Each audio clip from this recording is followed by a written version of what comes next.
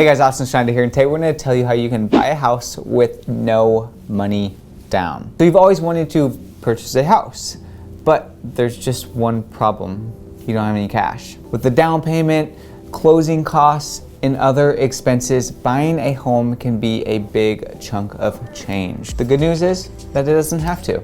In this video, we're going to reveal some tips, tricks, and more so that you can learn how to purchase a home with zero down or very close to it. So let's dive right into it. First things first, guys, let's look at two different buyers and the scenarios that they use to purchase their house and compare them. Let's look at buyer number one, for instance. Let's call him Mark.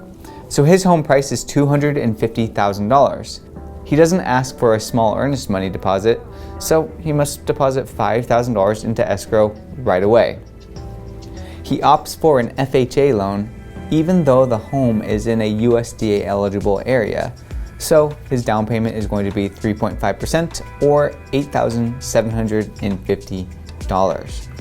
He doesn't do the diligence of asking for a seller credit or a lender credit, so his out-of-pocket closing costs and prepaid items equal $7,680. At closing, his $5,000 in earnest money is applied, but he needs an additional $11,430 to close.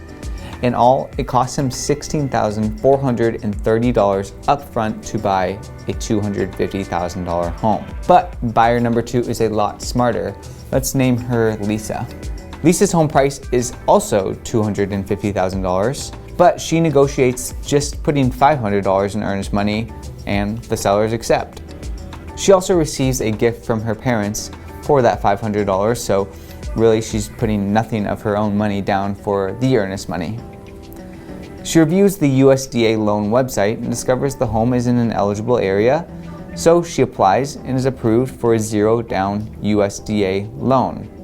So her down payment at closing, $0. Her and her realtor also ask for a seller credit.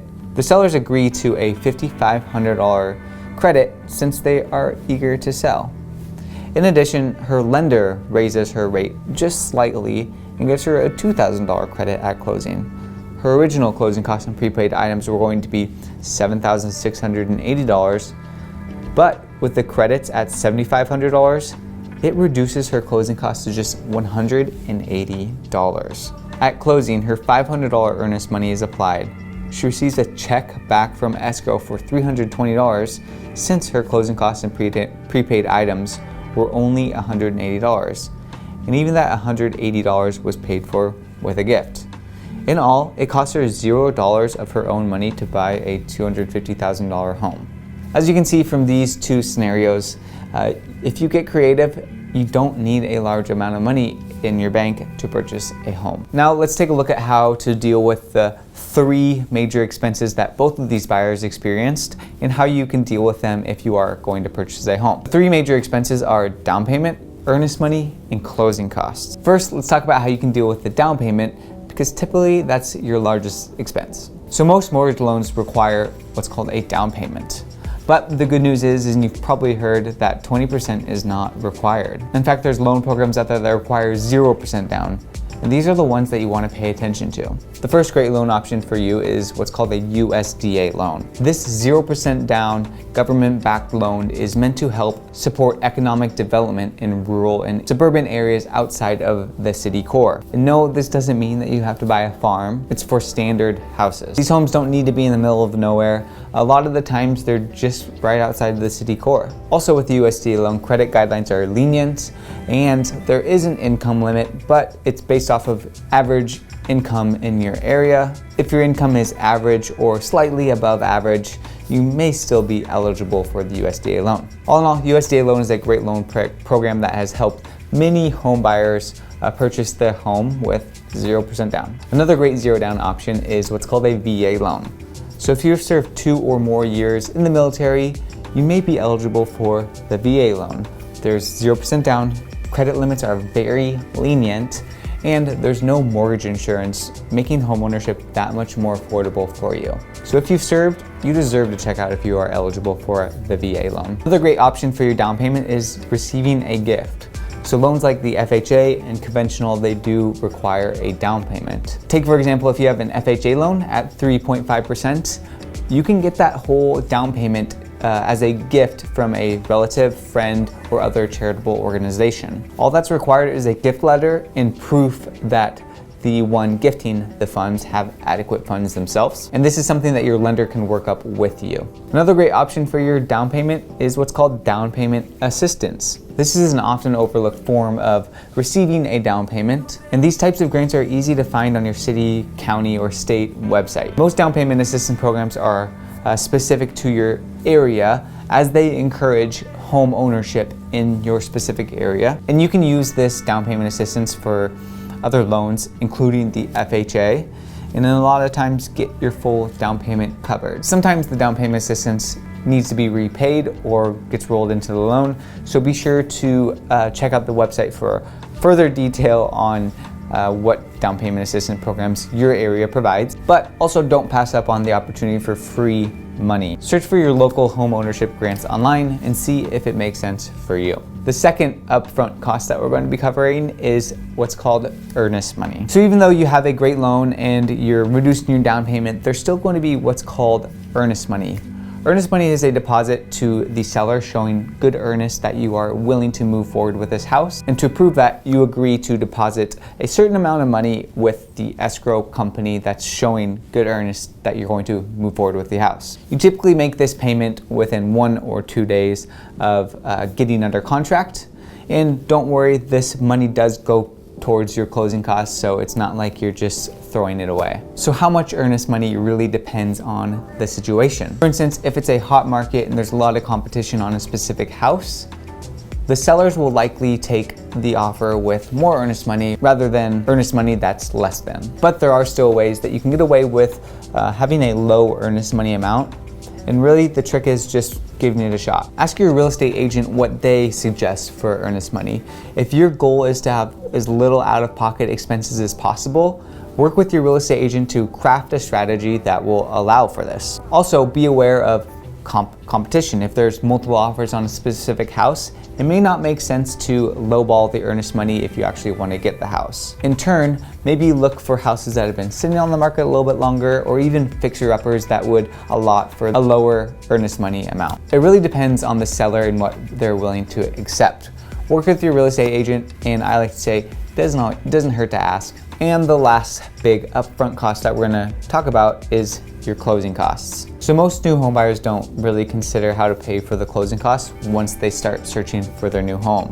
They really only consider, down payment and earnest money, if that. But closing costs can run into the thousands, so we need to start planning for this. Closing costs simply are fees that are associated with your transaction. You'll be paying various companies and service providers that are working hand in hand on your transaction. Some examples of closing costs are lender fees, costs for the appraisal, the escrow company, and more.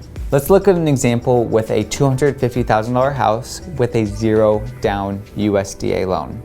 So if the purchaser is buying a home for $250,000 and 0% down, they will be paying a loan origination amount of 1% or $2,500. There will also be a lender underwriting or processing fee of $500, escrow fee of $600, title fee of $700, appraisal of $500, credit report of $30, document prep fee of $100, totaling the cost at $4,930, even with a 0% down payment. But closing costs is not where it ends. There are also other fees associated with the purchase of your home called prepaid items. So your lender is going to make you prepay for items such as county taxes and homeowners insurance. And this is a way for the lender to protect the asset and also ensure that the home isn't seized for non-payment of taxes. So in short, your lender makes you prepay for items that you would pay for over the course of the time of being in the home anyway. But there's a problem. Prepaying these items can turn into a lot of out-of-pocket expenses for you. Let's look at an example. So the taxes on the home you're buying are $250 per month. Insurance is $50 per month. So the lender makes you pay 8 months of taxes at $2,000 and 15 months of insurance at $750. totaling your prepaid items at $2,750. So prepaid items are no small thing. Now let's see the estimated total bill, including closing costs and prepaid items on a $250,000 home purchase. So the breakdown on a $250,000 house would be your closing costs at $4,930, your prepaid items at $2,750, totaling your closing costs at $7,680 with a 0% down loan program. This is a huge amount, guys, almost 3% of your purchase price.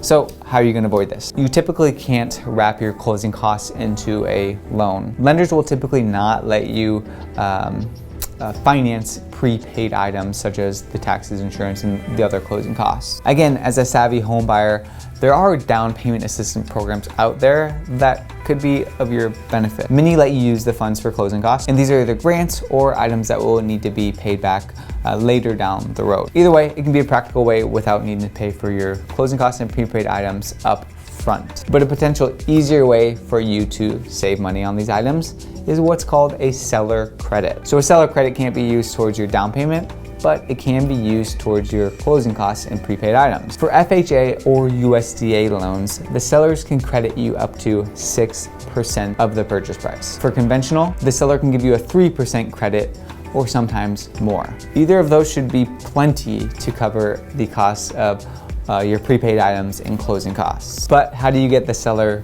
to give you a credit? Your best bet is to go for homes that are less in demand, whether it's a fixer-upper or a home that's been sitting on the market for longer than usual. When you submit an offer, ask your real estate agent to submit the offer with a seller credit for the estimated closing costs. And if you don't think the sellers are going to budge, what you can do is offer a higher purchase price. Let's look at an example. So if the home is offered at $250,000, let's make an offer at $255,000 with $5,000 in seller credits. To the seller, it's about the same of profit, but to you, it's a huge difference in out-of-pocket expenses.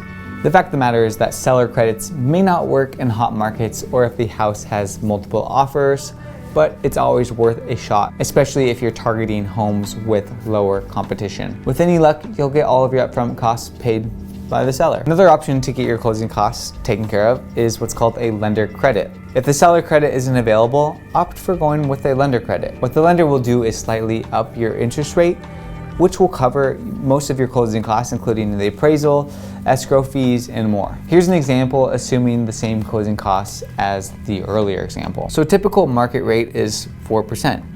You request a 4.25% rate in exchange for a credit equal to 1.5% of the $250,000 loan amount. The lender credit of 1.5% is $3,750. Your closing costs are $4,930, so your closing costs are reduced to $1,180. While lender credits can't typically cover your entire closing costs, they can certainly help. So in short, don't go out it alone when looking at your closing costs. Ask your realtor, ask the seller, ask the lender, look online for grants. You may be surprised at what's out there and how much money you can end up saving. So there we have it, guys. We just covered 3 of the major expenses that you're going to be covering as a home buyer: the down payment, the earnest money, and the closing costs. In the beginning of this video, we reviewed 2 examples of how effective these strategies can be. The first buyer had to pay over $16,000 out of pocket, and buyer number 2 had to pay 0 down on the same home. So use these tips, tricks, and hacks for your home purchase if you are looking to save as much out of pocket as you can. Thank you so much for watching. For more on this topic, visit us online at themortgagereports.com. Thanks so much for watching, and we will see you on the next one.